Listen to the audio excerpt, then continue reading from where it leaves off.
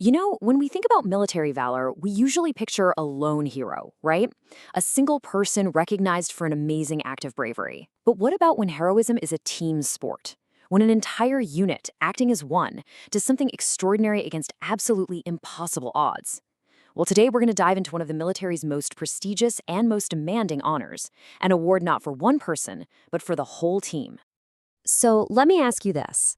What is the highest combat award a U.S. military unit can get? I'm not talking about an award for an individual, but for a collective, a group that stood in the fire together and showed unbelievable courage. The answer is the Presidential Unit Citation. It's awarded in the name of the president for, and this is the key phrase right here, extraordinary heroism in action against an armed enemy. The best way to think of it is as the unit-level equivalent of the Medal of Honor. It means an entire group of soldiers, sailors, airmen, or Marines fought with such incredible gallantry that they just set themselves apart from everyone else. To really get what this award is all about, we're going to look at three absolutely incredible stories from World War II.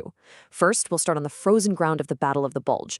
Then we'll take to the skies for an impossible air mission over Germany. And finally, we'll witness one of the most astonishing naval battles in history with a tiny little fleet called Taffy 3. And after all that, we'll see how the legacy of this kind of courage lives on. All right, our first story takes us to the frozen forests of the Ardennes in December 1944.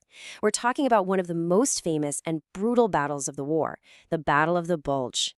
18. Just 18. Remember that number for a second? What on earth could 18 men possibly do in the face of a massive military offensive? Well, as it turns out, they could change the entire course of a battle. These 18 men were part of the intelligence and reconnaissance platoon of the 394th Infantry. And on December 16, 1944, they found themselves dug in directly in the path of the main German spearhead. I mean, it's just 18 guys standing against the full might of the attack. The odds weren't just long, they were pretty much non-existent. And yet, their Presidential Unit Citation tells this unbelievable story. They fought off 3 separate frontal attacks from a force that was at least battalion strength. But here's the crucial part. By holding their ground, they, quote, successfully delayed for nearly 24 hours a major spearhead of the attacking German forces. That one day, that was absolutely critical. It bought the American forces just enough time to regroup and ultimately to blunt the entire offensive. But that same level of courage wasn't just found on the ground. Let's shift our focus now and look up to the hostile skies over Germany. For the bomber crews, the front line wasn't a trench. It was every single second they were in the air, deep inside enemy territory. So, on July 18, 1944, the 483rd Bombardment Group found itself in an absolute nightmare scenario. Really bad weather had separated them from their fighter escort, leaving them totally alone and exposed. And that's when the enemy appeared, roughly 200 fighters just swarming the isolated American bombers. A furious air battle just erupted.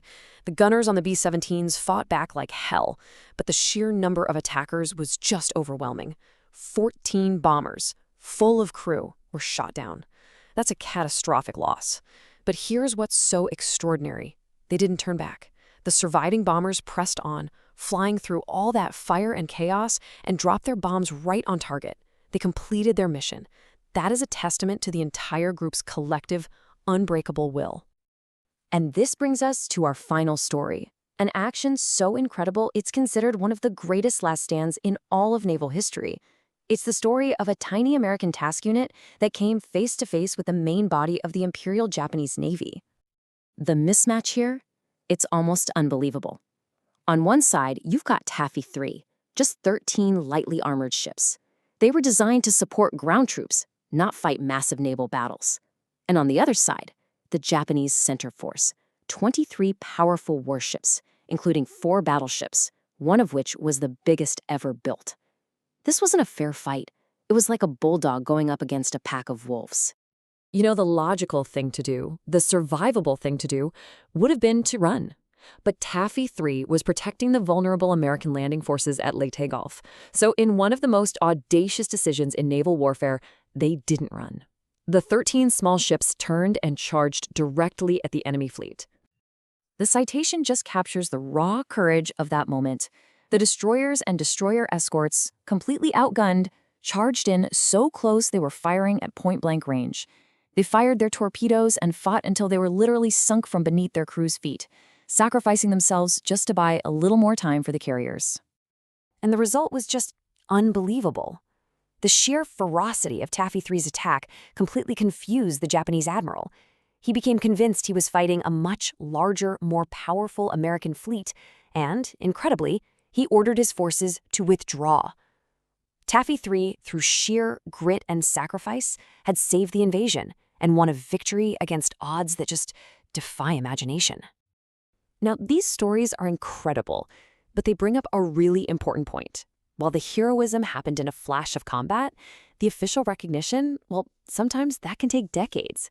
And this whole process of remembering is key to making sure their legacy is never forgotten. This timeline really shows you that history is a living thing. It's constantly being re-examined.